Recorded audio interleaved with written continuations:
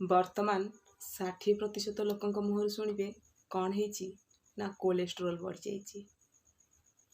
ନମସ୍କାର, ମୁଁ health coach Reena Das. ଚାଲନ୍ତୁ ଆଜି ଜାଣିବା କୋଲେଷ୍ଟ୍ରୋଲ ଉପରେ କିଛିଟି ଟିପ୍ସ। ଶରୀରର ପ୍ରତିଦିନର କାର୍ଯ୍ୟ ସଠିକ୍ ଭାବେ ଚାଲିବା ପାଇଁ କୋଲେଷ୍ଟ୍ରୋଲର ଆବଶ୍ୟକ ହୋଇଥାଏ। ଏହା ପଶୁଭିତ୍ତିକ ଖାଦ୍ୟ ବା ମାଂସ ଏବଂ କ୍ଷୀରରୁ ମିଳିଥାଏ।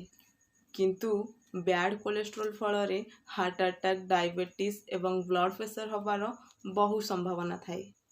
ତେଣୁ ଆପଣ ବିଟ୍, ଲାଉ ଏବଂ କଲରାକୁ ଜୁସ୍ କରି ପିଇପାରିବେ, ଯାହା ଫଳରେ ଆପଣଙ୍କ ବ୍ୟାଡ୍ କୋଲେଷ୍ଟ୍ରୋଲ ଲେବୁଲକୁ ହ୍ରାସ କରିବାରେ ଏହା ବହୁ ସହାୟକ ହେବ। ହଁ, ଆପଣଙ୍କୁ ମୁଁ ସେକେଣ୍ଡ ଅପସନ୍ ବି ଦେଉଛି। ଯଦି ପାଟିକୁ ସୁସ୍ୱାଦୁ ଖାଦ୍ୟ ଖାଇ କୋଲେଷ୍ଟ୍ରୋଲରୁ ଠିକ୍ ହେବା ପାଇଁ ଚାହୁଁଛନ୍ତି, ତେବେ ଆପଣ ମୋତେ ହ୍ୱାଟ୍ସଆପ୍ ନମ୍ବରରେ ମେସେଜ୍ କରନ୍ତୁ। ମୁଁ ଆପଣଙ୍କୁ ସେୟାର କରିବି ଜୁମ୍ ଲିଙ୍କ୍, ଯାହାଫଳରେ ଆପଣ 7 ଡେଜ୍ର ଫ୍ରି ଜୁମ୍ କ୍ଲାସ୍ ପାଇପାରିବେ।